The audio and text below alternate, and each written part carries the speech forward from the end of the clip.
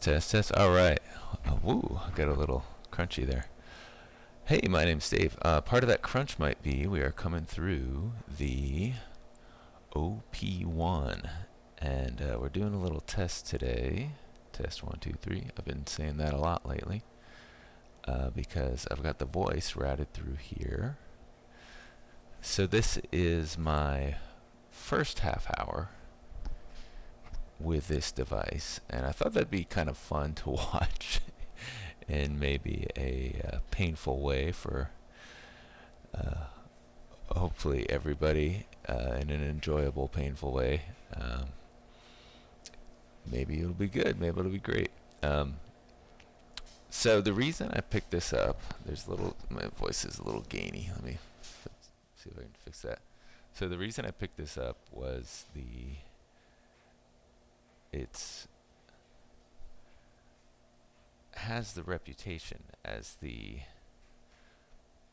it's the playful groovebox synthesizer, and I'm at the place in my creative life. I'm a guitar player, so that's in the title of this video. So this is a guitar player's first 30 minutes with OP-1.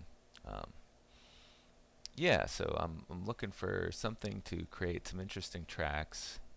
I'd like it to be creative and original. I do like the idea of like collaborating with people online or like playing over other people's tracks as long as it doesn't piss them off, especially their lawyers. But yeah, so I'm interested in making tracks to kind of expand my songwriting and make that more of a flow thing. I enjoy songwriting. I enjoy the more conventional stuff, but I love the sounds of a lot of like DAW and now the DAWless, this kind of stuff, groovebox kind of sound. I find a lot of the music I actually listen to that comes through me on my iTunes. Like I made an episode about what my iTunes is sending to me. Does have this sound of like the groovebox, and I grew up listening to a lot of hip hop. You know, back in the day, like early sampling stuff like De La Soul and Tribe Called Quest and Public Enemy. That era is my era. I was very, relatively young, a tween maybe in that era. Very impressionable tween. So I'm just gonna see what happens. I don't think I need to explain it much more than that. And it's advertised as and hyped as the groove box for beginners. I don't think that's the intent. It's not like beginners. It's not, though I fully feel that if I handed this to a tween nowadays, they would make some interesting stuff with this faster than I will. But I've spent my whole working life in music, but just not with this kind of stuff. I'm a guitar player, and I write songs on guitar.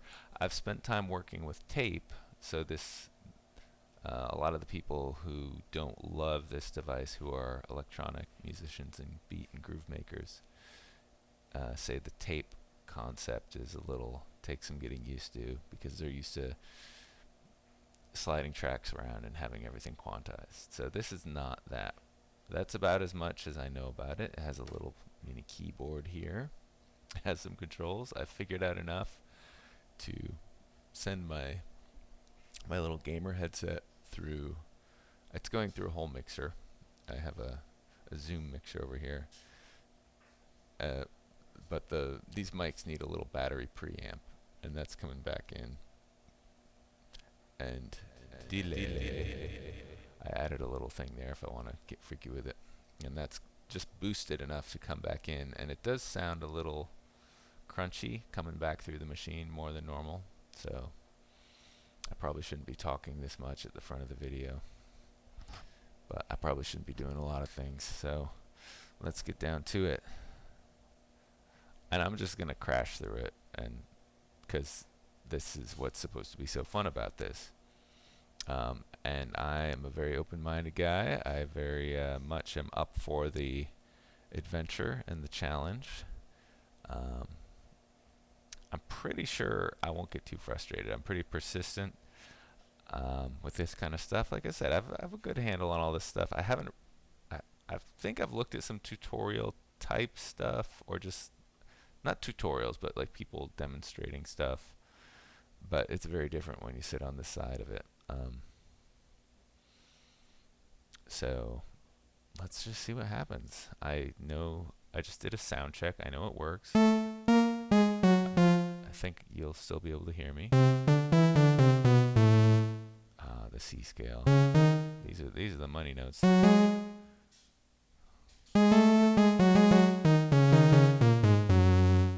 Okay, let's see what happens when I start twisting some knobs just with that sound. What I think is a sound. I'm pretty sure the orange theme.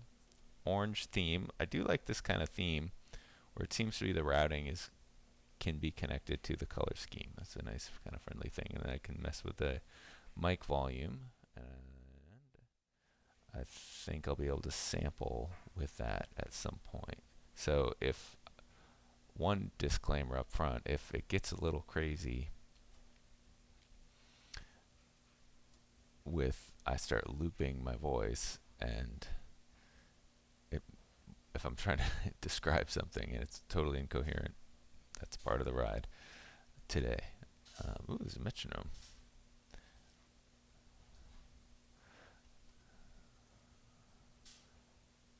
We got tape speed. The length, it says wants to be at 132.4. What's going to change that? 2.2 beats per second. Ooh, I can beat match. This has got more tools than I know what to do with. See, I've been watching a lot of videos from, there's 125. Oh, so tape speed, if it's linked to tape speed, it's 132 beats per minute. So normal is just going to be 125. Let's link it just for fun. Maybe something's red about the metronome. So 1-to-1. Okay. Oh, I see. This little screen is so like highway-like. I saw this like parallel lines with the dots. I thought it was a highway. I thought it was like Frogger situation. So it's not as kid-like. I think some of the graphics they show on the demos of some of these accentuate that. I think it's appropriately playful is the vibe I'm getting. I'm gonna turn that volume down. Let me get out of the. Ooh, I can tap the tempo. There we go. 89.5. It's a good radio station if you're in Vermont. And then it feels like I should be able to dial it. There it is. Okay. It's blue, so blue corresponds. That is. And then I can link or not to tape speed. And then again, with orange still works. The orange doesn't really work if this menu's up. Okay, that's kind of interesting. And the white knob, the white knob is doing tape speed. So we're doing different ratios, 1.1 to 1, all this stuff.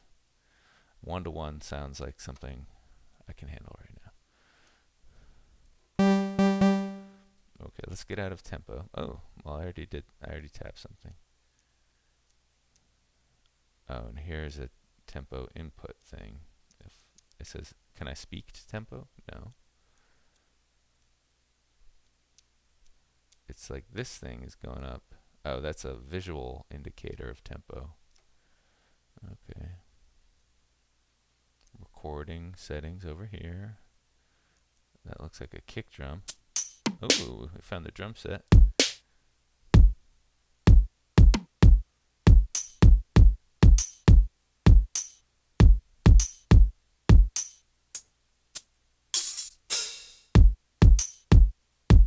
Alright, I'm not gonna. Someone with much better rhythm than me is gonna be crawling out of their skin.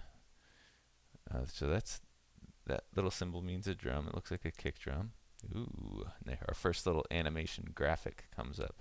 Okay, it's wiggling with the note. Now, does this mean I can start? There's a bunch of little colorful nodes. Does that mean I can? Ooh, yeah. There we're starting to edit this stuff.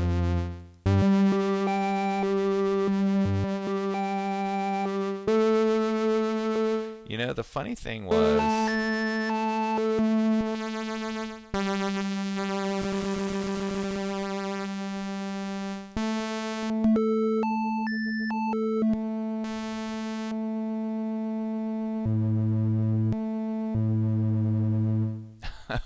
I'm too into watching the graphics. I'm like hearing it, but I'm trying to see how it corresponds to my intuition to what what it's doing to the sound. I'm waiting for it, and not all of it is connecting. There's some kind of resonance blue.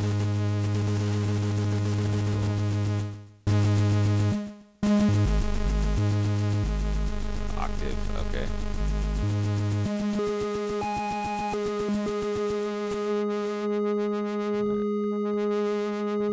Is it resonance or cutoff? I don't know. I'm not a synth guy. It's a tone knob. I'm a guitar player.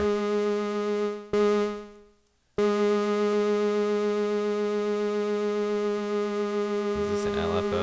Or we're like detuning.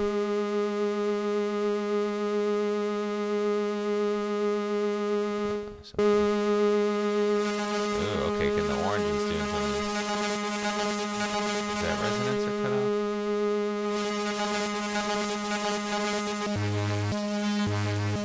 It's octave. Let's get all grungy.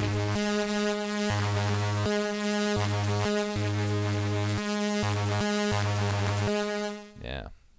Yeah. I'm feeling sufficiently playful. Um, and so again, I think that's what the draw for these kinds of things is like. It's so easy to get.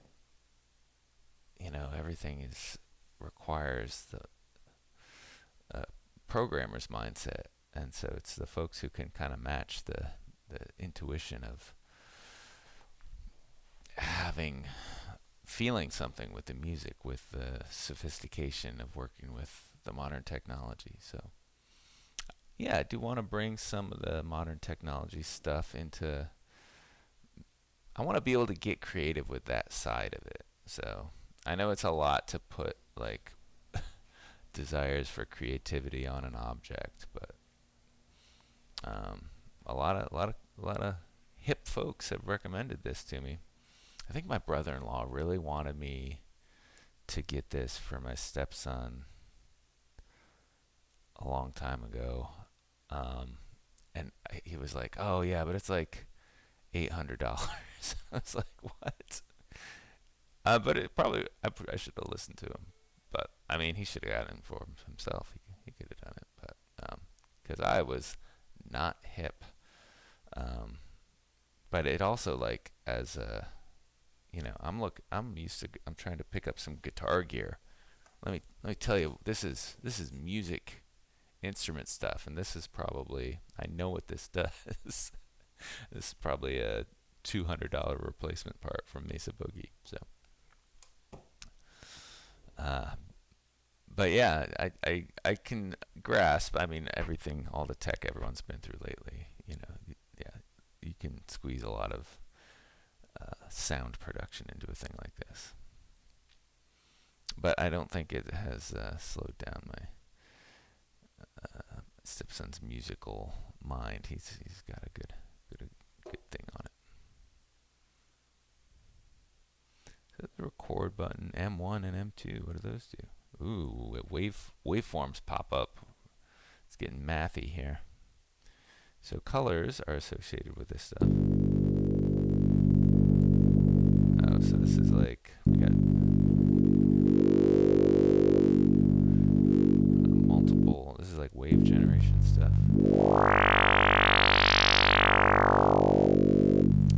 And if you can tell, I've been like, oh, there's some kind of limiter thing is going on this wave. Frequency's going up. Amplitude. Oh, there's two waves, A and B. Let's see how they really. Getting a little.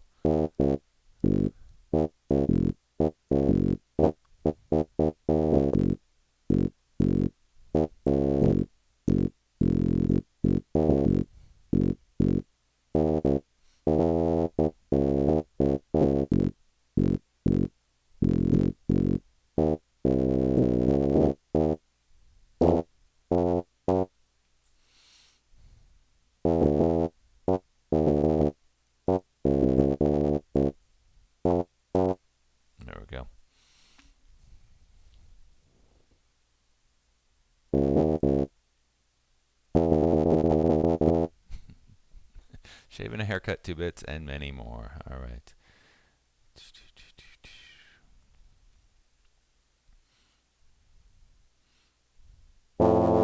It's polyphonic. I've learned some of the lingo. You know, I try to catch up with the Bad Gear episodes. I've been shopping around. I looked at a lot of things. I shopped for a lot of things before I just decided to go on this. Basically, on the recommendation of Andrew Wong. So even though I think the Bad Gear guy hates this, it seemed more my speed. Andrew seems more my kind of guy. I don't really. I guess he does a lot of cool music. I mentioned that to someone else, and they were like, "Oh yeah, I love that guy's music." So I know he collaborates with all the internet people. But I am kind of making sense of this. I don't know why there's like a text box there. Pure. Ooh. Okay. It looks like there's some options to like what we can scroll through. It's blue, so I want to turn the blue knob, but nothing's happening. It's a number though, so maybe I can go through these numbers. Suitcase. Suitcase piano. So that was, so this is the voice because it's a text box. So we're going. Oh,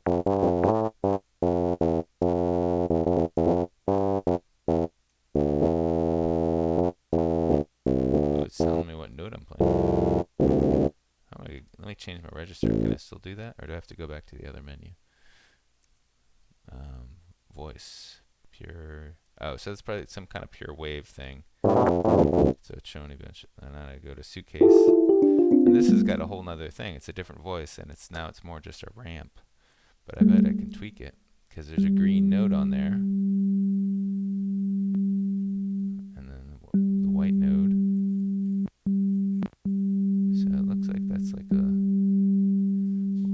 limiting function. And the blue one is all the way down there on the floor. And then it jumps up.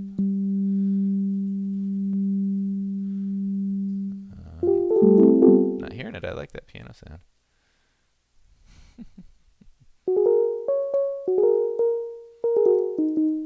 All right.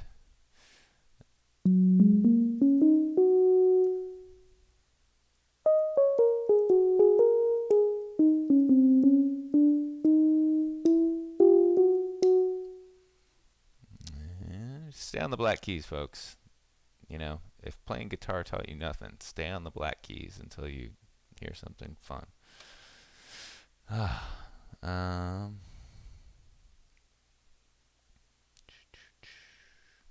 does this one do? Whoa! Some people popped up. Some characters popped up. Now, is this a game?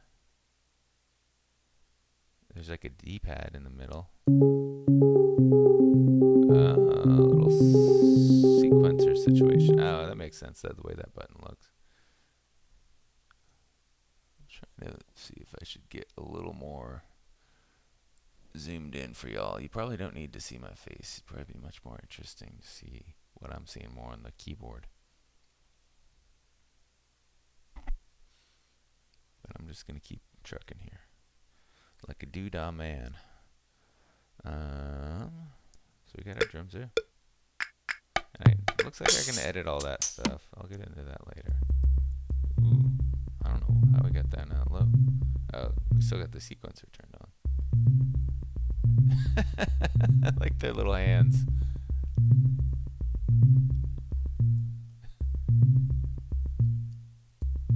So there's an A pattern. And then what triggers it? Because the A pattern. Oh, so these are all different sequences. Little dudes with the hair and the sunglasses. Oh man, that's too much. But I am getting the intuitive thing because it's like these are the little guys who are gonna do the thing, and it is better to think of them as people doing that if you're trying to keep, like I was saying, connected to the music as an emotional event, you know. And then so I'm familiar with the step sequencer idea. So it's the X's are charging through like a video game. Ooh. And then, you know, you hear it's the space between the notes. So these are all patterns now. There's nothing on the black keys. Okay, so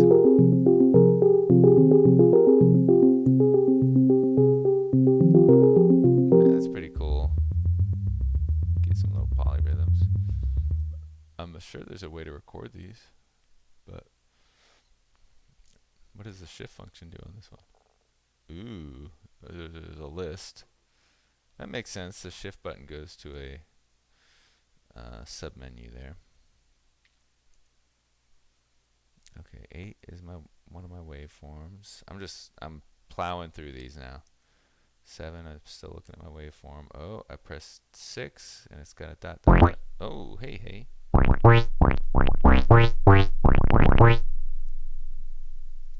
Okay, I'm just gonna get a rough idea of what's going on now. And then I think I could start doing a recording and loop and maybe get to some interesting. I feel like this is like a baseline area. And then there's the blue stuff. I have my colors again, so I feel like there's like some ratios going on.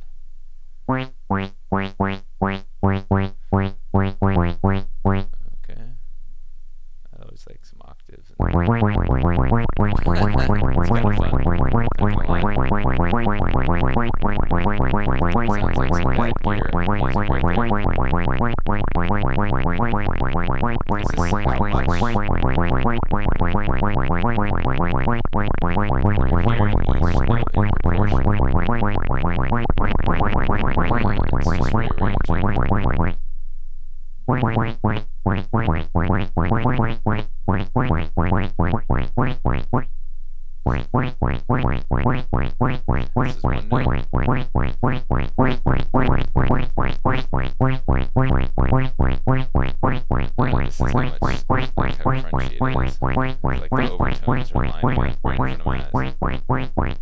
Sounds like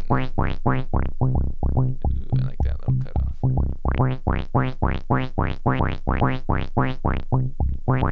right there. This is how I'm looking at our time. We're about 20 minutes in. I said this was going to be my first half hour with this thing.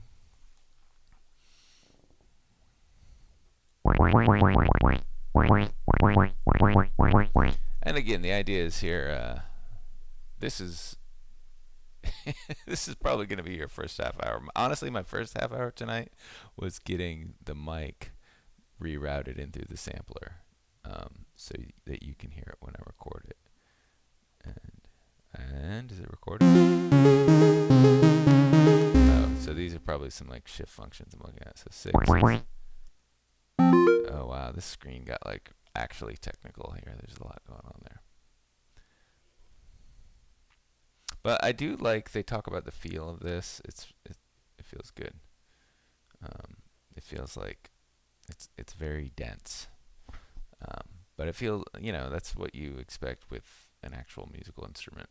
So, I mean, if it was super light, it'd be cool. But I don't think, that there's that nice thing about the keys. They're clickety clack. This is sequenced as well. And okay, so I can turn that off. While I'm figuring this out.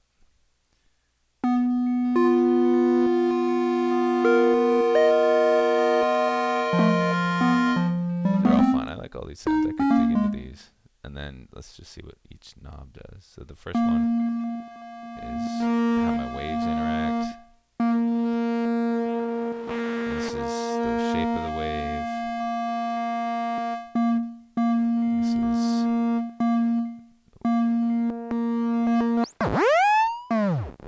oh yeah.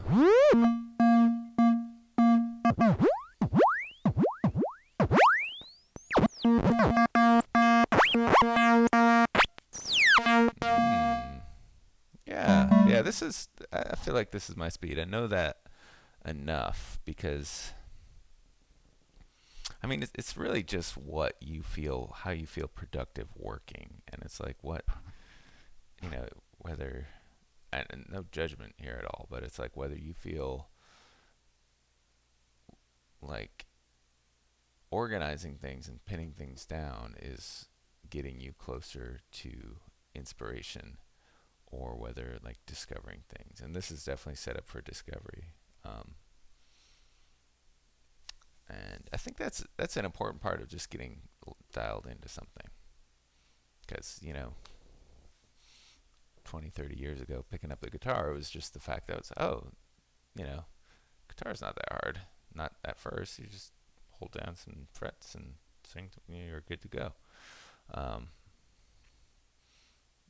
And then it's it's when you think you can repeat something, that's when you get yourself into trouble. On command. But that's fun. Where was I? Let's march down the number line here. Ooh. So different kind of synths. These have some delay.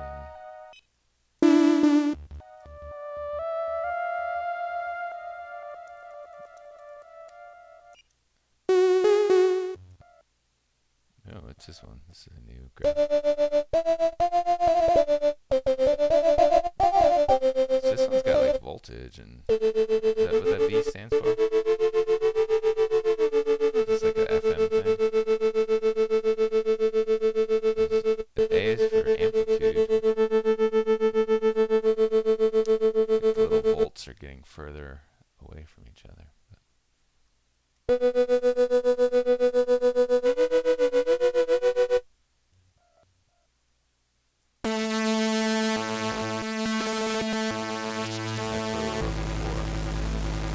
Kind of FM.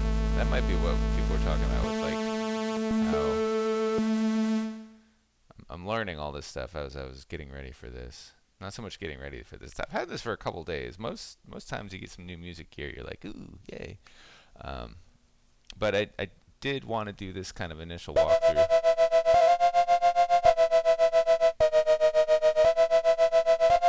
We're just getting initial sounds, it looks like, but I think I want to get to the recorder, some looper stuff. So this is just different ways of generating things. There's the cow they always show.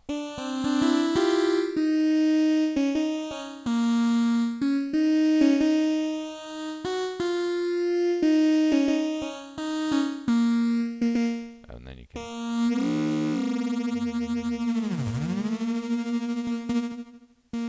This one's got some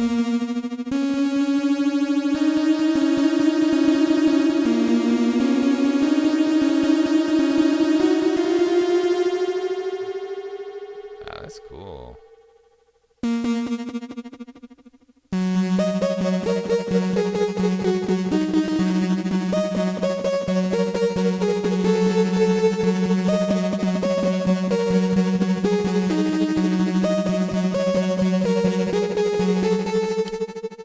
mean, are you not inspired? Come on.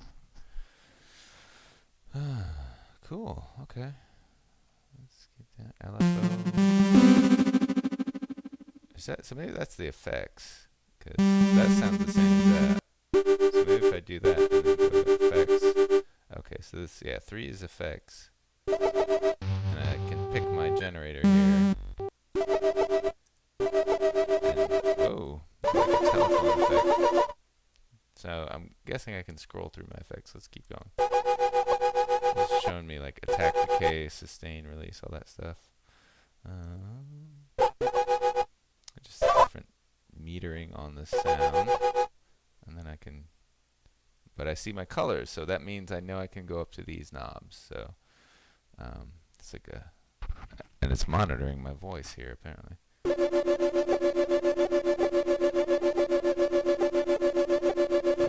don't seem to be very much. Maybe. Oh man, that's wacky. I clicked tempo again.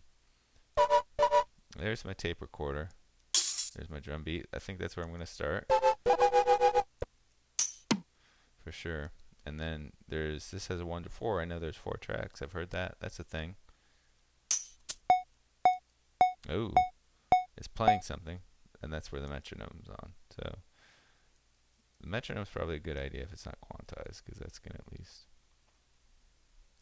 yeah, and then I guess you have to record. But let me get on drums first. And drums is the low note. Oh, and there's more drums up there. Ooh, this is kind of a ooh.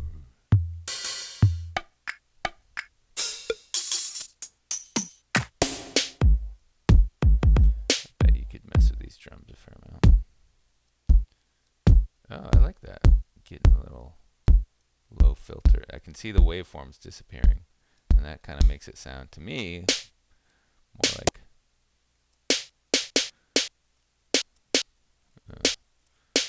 That's a waveform I'm cutting off. I was trying to get rid of some of the high end. Yeah.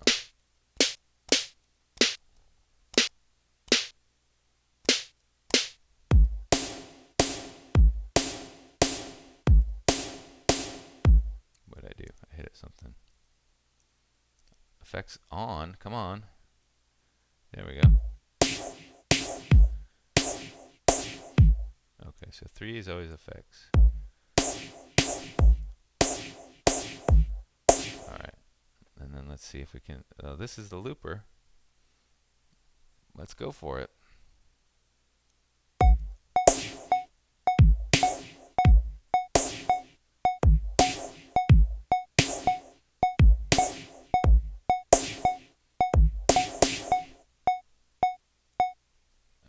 Did I have to exit that at the right time? I want to play my loop section. Oh, I'm rewinding.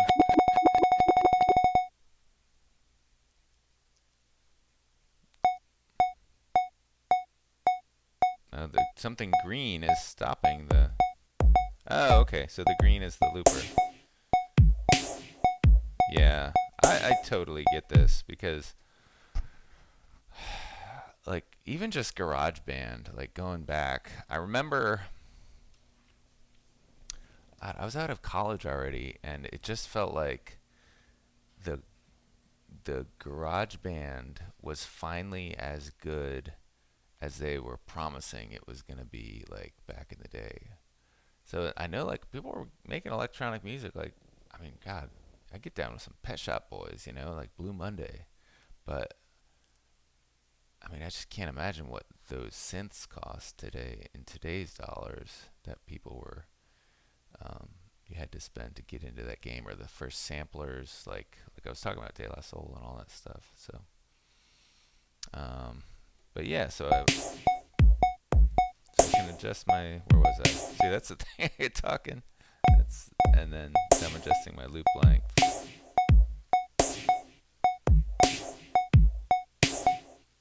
I'm just gonna do most of what I recorded as long as it lines up. I'm gonna shorten it up a little bit because obviously that didn't work. But at least you can. Yeah, this is great. You can adjust the loop length as needed. But yeah, it's basically a. Yeah, so I'm just gonna dial it in. I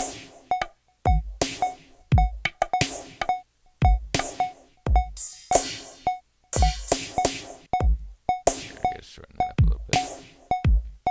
But it looks like I didn't start on the 1, but I kind of liked working against that metronome.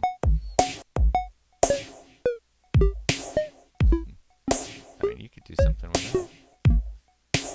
Just turn it off, but it's still on. How do I just stop it? Oh, these buttons press in too. That's cool. That'd be fun. Let's go back to my looping.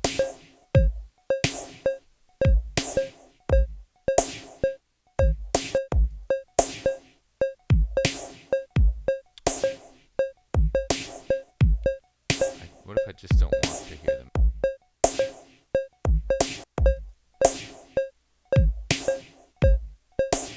Oh, there's a turntable showed up.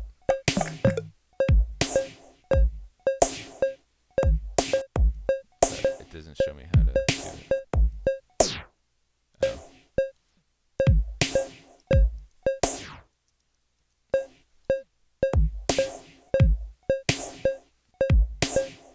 Oh, I gotta make sure. I want to leave my mic on so I can talk to y'all.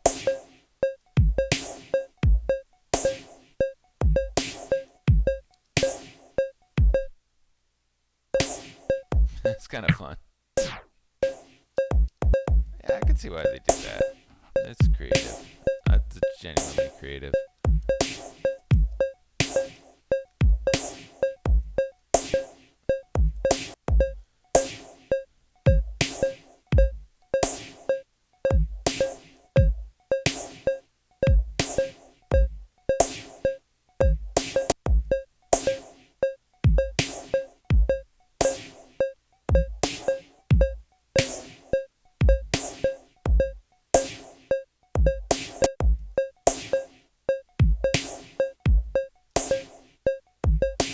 Oh, that's making the loop length longer. So if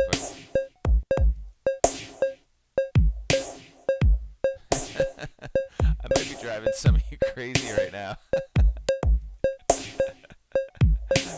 But man, I was in a prog rock band. I was counting, you know, odd odd numbers in the teens, and it didn't sound that crazy to me. So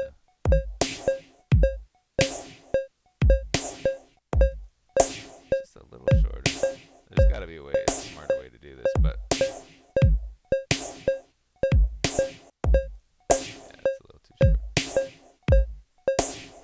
But then I would assume I just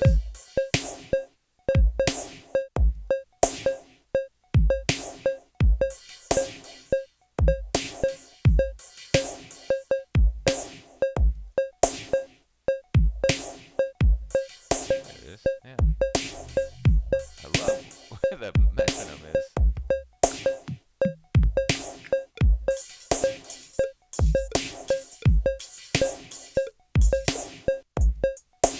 Ooh yeah, it's a little hi hat.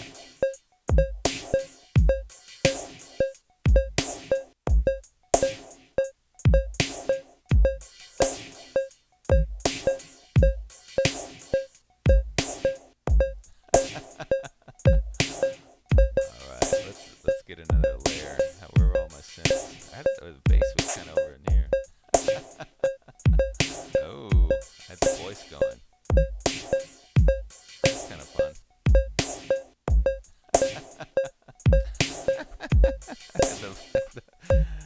All right, all right. I don't know what I pressed to get that, but I'm looking for it.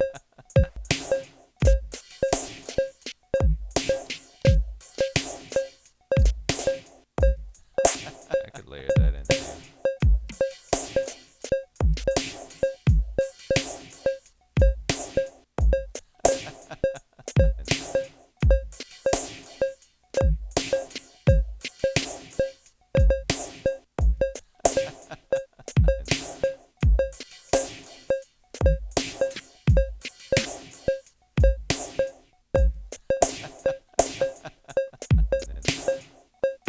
Now these are all like,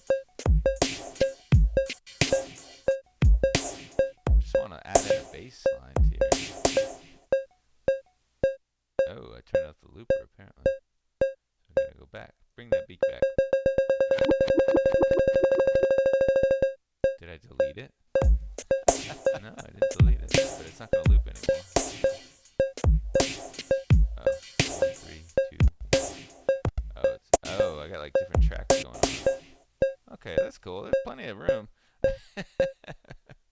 I mean, I'm used to working with a boomerang looper for guitar, or like a two channel guitar looper. So this, I'm just like infinite possibilities lay ahead. Um, but yeah, I can see if you were used to a DAW, this would be a lot, or it would be a big reduction.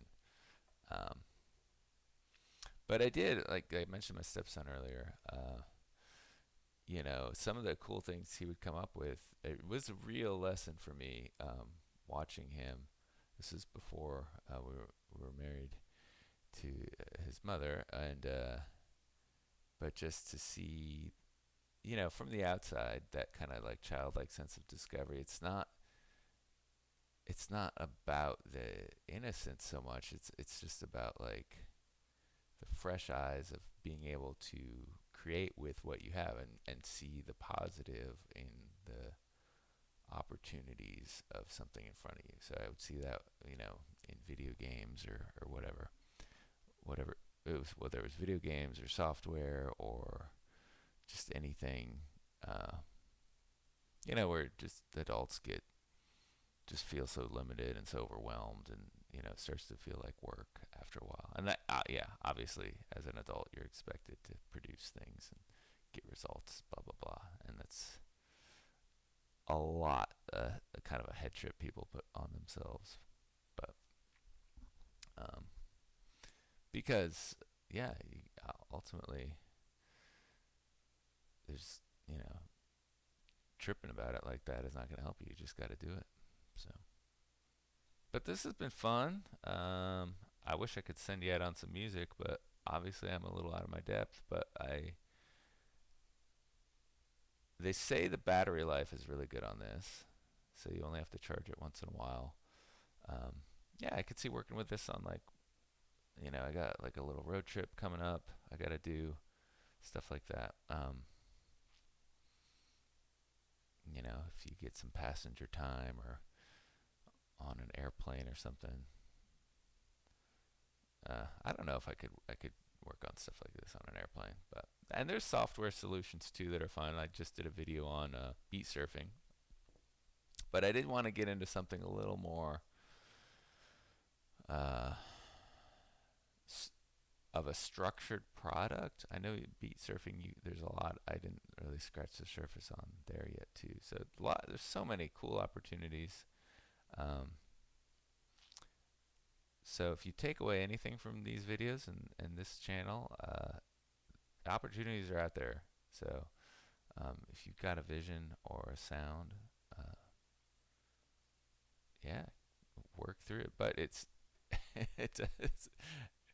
but I hope you get a sense of my personality and working with this. You know, it, I like I said, I've been around. I've worked. My first demos I did to tape, um, rewinding, and that felt like a lot, at the time. So like trying to recall stuff and understanding like why I couldn't get back to a bass line and stuff like that. I have every confidence if I stick with it, I will get there. It'll be fun.